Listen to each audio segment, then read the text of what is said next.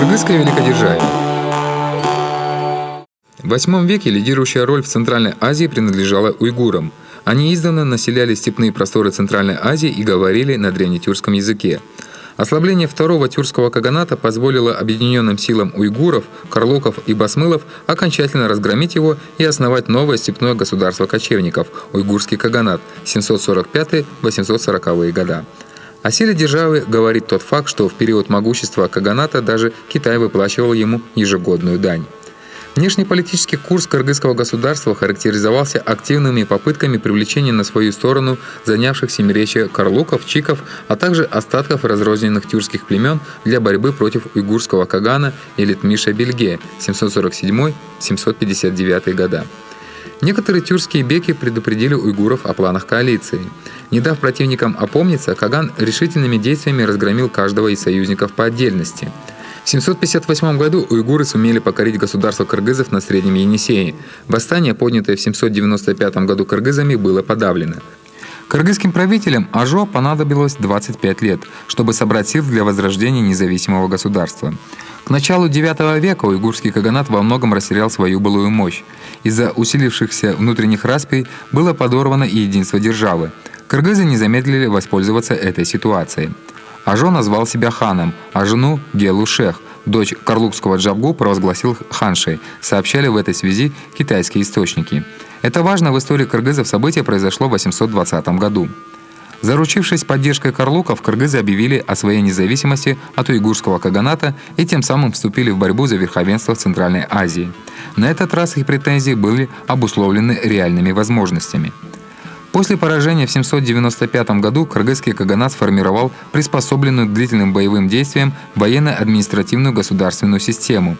Ряд завоевательных походов, предпринятых против народов Сибири, позволили кыргызам значительно расширить границы государства и получить в свое распоряжение богатые материальные и человеческие ресурсы.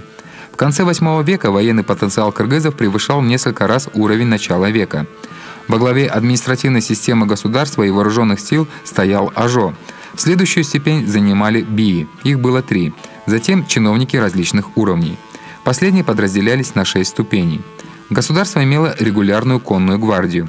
Вассальные, зависимые от кыргызов племена, кыштымы и другие, в обязательном порядке поставляли в армию Ажо своих воинов. В период военных действий из них создавались дружины. В IX веке кыргызы, учитывая составленные из подвластных племен войска, могли выставить армию в 100 тысяч человек. В результате своей политики Ажо сумел наладить дипломатические отношения с враждебными уйгурам, арабами, тибетцами и карлуками Тинир-Тоо. В 820 году кыргызский Ажо провозгласил себя каганом, что было равноценно объявлению войны уйгурскому каганату. В ответ на дерзкое заявление Ажо уйгуры направили на Енисей карательное войско. Кыргызы разбили его. Война затянулась на 20 лет.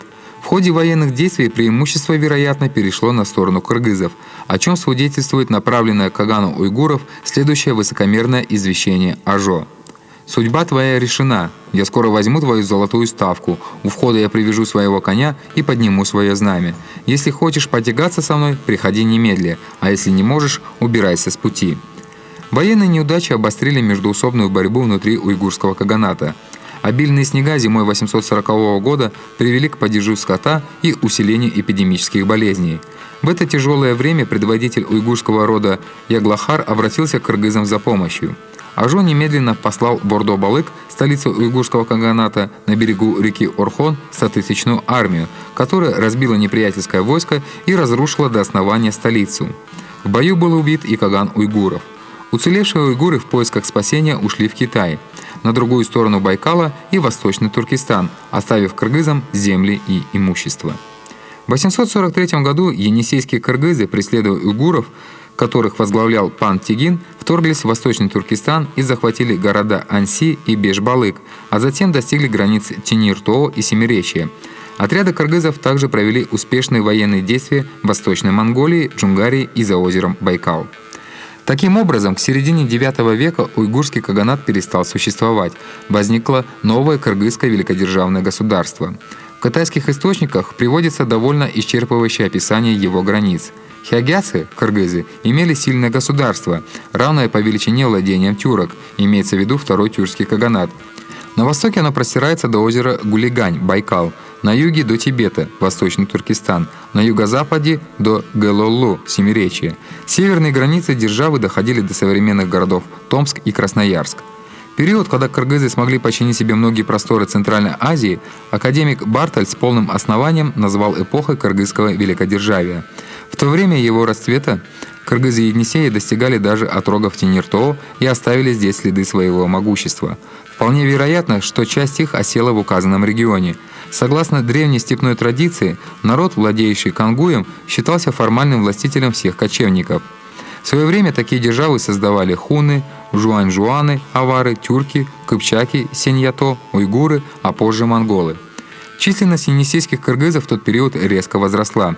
Если учесть, что в 840 году они выставляли против уйгурского каганата 100-тысячное войско, а также то, что по правилам тех времен тюркские племена выделяли от каждых 3-5 человек одного воина, то предположительно количество кыргызов составляло от 300 до 500 тысяч.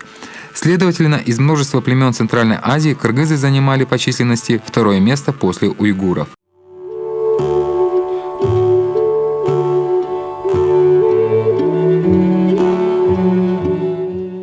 Падение каганата уйгуров, возникновение на его месте кыргызского каганата на Енисее, а также усиление его могущества сыграли важную роль в историческом процессе развития не только кыргызов, но и оказали большое влияние на дальнейшую судьбу других сопредельных племен.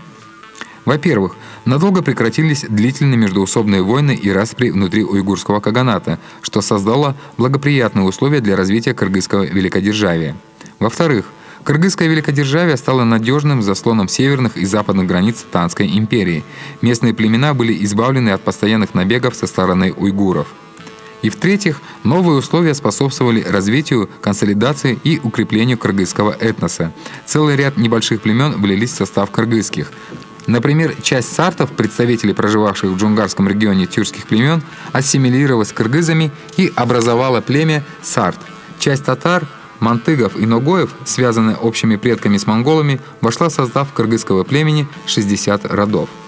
Таким образом, эпоха возвышения кыргызского каганата на Енисее – время формирования феодальных отношений, в недрах которого зарождались основы современной кыргызской нации.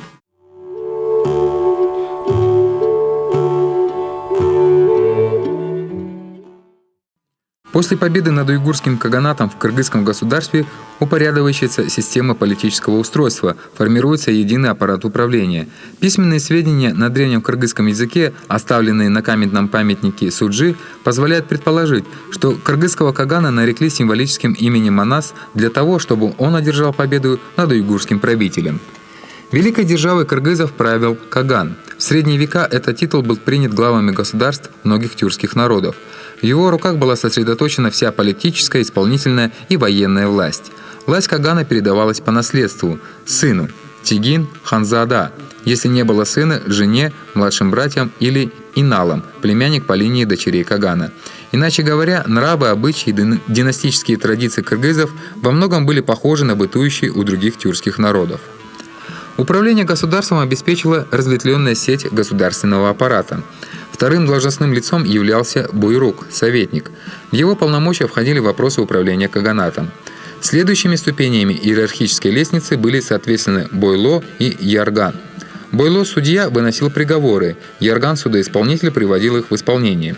В принятии решений по военным правовым вопросам кагану помогали сангуны, жанжуны. Каган, Тигин, Инал, Байрук, Бойла, Ярган и сангуны являлись членами Верховной Ставки Кагана. На местах управления обеспечивали тутуки, тарканы, бии-беки и тютюны. Тутуки осуществляли в округах или больших родовых объединениях так называемое политическое руководство. Ими, как правило, были наследники ханзаада или родственники Кагана. Тарканы, как и тутуки, назначались Каганом и командовали военными силами в регионах или племенах.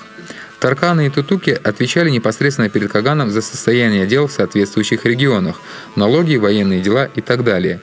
Бии-беки управляли большими или несколькими малыми родами. Подчиненные биям тютюны управляли мелкими родами, несколькими десятками или сотней семей. Как установлено, в тот период кыргызы имели свою письменность, определенная часть населения обладала грамотой. В X веке значительная группа кыргызской молодежи обучалась в Северном Китае. Наиболее способных, образованных приглашали на придворную службу в другие страны. Сведений о кыргызском государстве XI-XII веков очень мало. Возможно, это связано с тем, что на пути феодалов в поисках наживы, совершавших набеги на южные более слабые племена соседние владения, стали набиравшие силу монгольские племена. Лишившись легкой возможности обогащения, кыргызские правители усилили эксплуатацию своего народа. Это, в свою очередь, привело к дальнейшему развитию феодальных отношений, углублению междоусобных войн, разъединению военной и гражданской власти. Относящиеся к этому времени письменные источники упоминают лишь о 3-5 небольших владениях кыргызов. Незадолго до установления господства монголов кыргызы имели 2 владения – на Енисее, а также в северных районах Горного Алтая. Их правители носили титул «инал». Но кыргызы и эти земли не смогли сохранить надолго, так как приблизилось опустошительное нашествие монгольских полчищ. Хозяйство. Стратегическим направлением хозяйства кыргызов считали добычу, производство и обработку железа. Поэтому этот промысел имел повсеместное распространение от Саянских до Кузнецких гор и даже в Минусинской котловине. Кроме того, железо выплавляли на песчаных берегах Енисея и его притоков – Абакана и Тувы, поросших пригодными для получения древесного угля породами деревьев. Свидетельство тому – обнаружение археологами множественных следов от плавильных горнов и кузнец. Эти места до сих пор местные жители называются местом, где работали кыргызские кузнецы. Анализ остатков запекшихся сплавов печей и шлаков показал, что руда доставляла сюда с отдаленных расстояний, не менее 100 километров. Из выплавленного железа кыргызские мастера изготовляли тяжелые кинжалы, боевые топорики, булавы, наконечники стрел и копий принадлежности конской сбруи. Наиболее ходовым товаром для обмена и продажи были самые разнообразные наконечники стрел. Кыргызы обеспечивали ими всю Южную Сибирь. Большого мастерства у кыргызов достигло искусство керамики. Особенно широкое распространение получил вид керамической посуды, известный как кыргызская ваза. Письменность. Американский исследователь истории кыргызов Канен Катиснер в своей книге «Языки мира» писал: «Если опираться на известные сведения, следует считать, что самый древний тюркский народ – кыргызы. Их письменные памятники имели место еще 2000 лет назад». Ученые предполагают, что кыргызы Енисея, по крайней мере уже с начала V века, использовали одну из разновидностей письма, основанного на арамейском алфавите времен империи арсакидов. В енисейских письменных памятниках насчитывалось 39 букв, 5 из них гласные. Позднее у кыргызов ее переняло население синего тюркского каганата – уйгуры, бысмылы. Переработанный и дополненный по возможности кыргызский вариант этой письменности назвали енисейской. Кыргызы широко пользовались своим письмом и оставили ряд ценных сведений о себе.